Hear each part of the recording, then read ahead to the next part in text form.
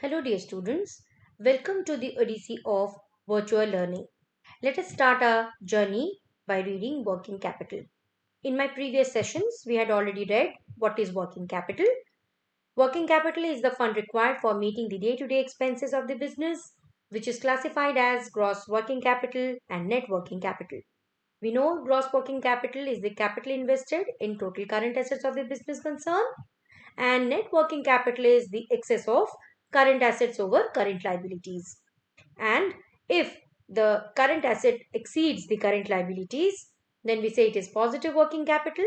And if the current liabilities are more than the current assets, then we say it is negative working capital. Now let us read the various factors which helps in determining the amount of working capital requirement or the amount of working capital required by a business concern. The first factor is length of the operating cycle. The amount of working capital directly depends upon the length of the operating cycle. Operating cycle basically refers to the time period which is involved in production. It starts right from the acquisition of raw materials and end when you make or when you receive the payment regarding the sales.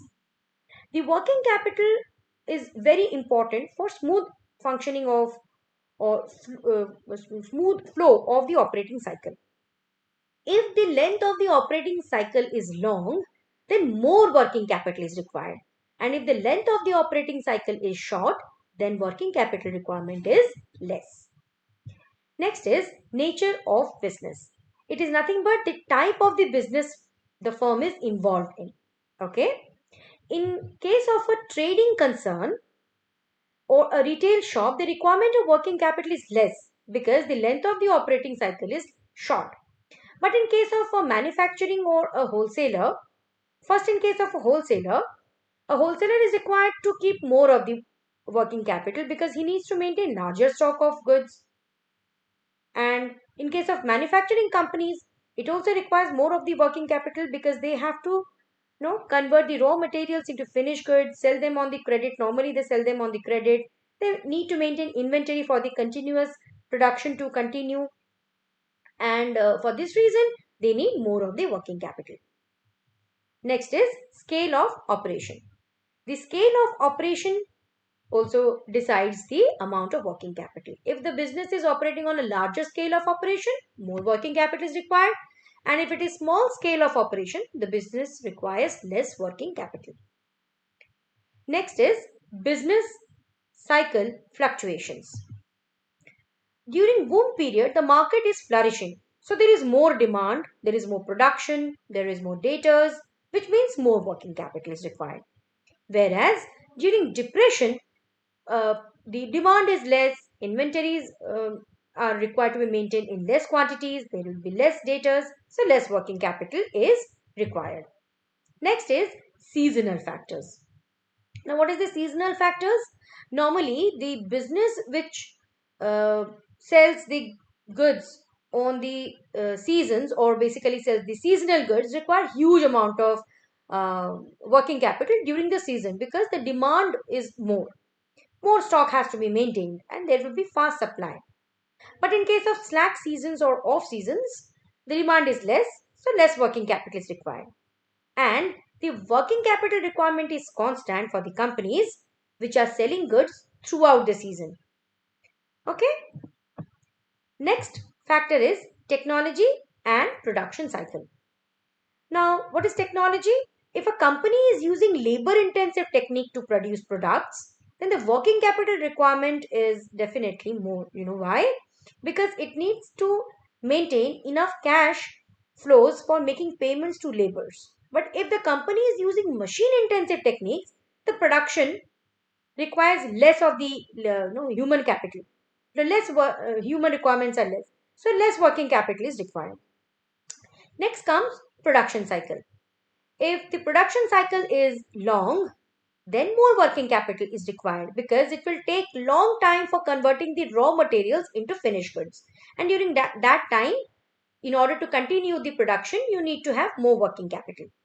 But if the production cycle is less, then you can manage the business with less working capital. Then comes the credit policy of the firm. That means the credit terms or the credit allowed. Okay. So credit policy refers to average period for collection of sales proceed. It depends upon number of factors such as the credit worthiness of the clients, industry norms, etc. If a company is following a liberal credit policy, then it will require more working capital. Whereas if the company is following a credit policy which is very strict or which is short, then it can manage with less working capital. Next is credit avail. That means whatever credit you are getting from your suppliers of the raw materials. Now, if suppliers of the raw materials are giving long-term credit, then company can manage with less working capital. Okay. Whereas if suppliers are giving only short period credit, then company will require more working capital to make payments to the creditors. Then comes availability of raw materials. If raw materials are easily available and there is uh, just a moment, dear students, sorry for the interruption. If the raw materials are easily available and there is ready supply of raw materials and inputs, then the firm can manage with less amount of working capital. Okay, whereas if the supply of the raw material is not smooth, then the firm needs to maintain large inventory to carry on operating cycle smoothly. So more working capital is required. Next is growth and expansion of the business. That means if the firm is planning to expand their activities or there are some opportunities where the firm is required to make an investment with respect to expansion, and they need to increase the scale of production, which means more of the raw materials, more inputs, so more working capital. There are some other factors also, like changes in prices and changes in competition. In case of rising prices of the raw materials and labors, you need to have more working capital because you need to pay more for acquiring the raw materials and you need to pay more to the people who would be working for you. And in case of fierce competition, when the competition is very high, then you need to follow the policies, which many policies to have an edge over your competitors, so which definitely requires more of the working capital. So dear students, with this we come to an end to various factors which affects the requirement of working capital. We'll meet in my next video. Wait till then, have a nice day. Thank you.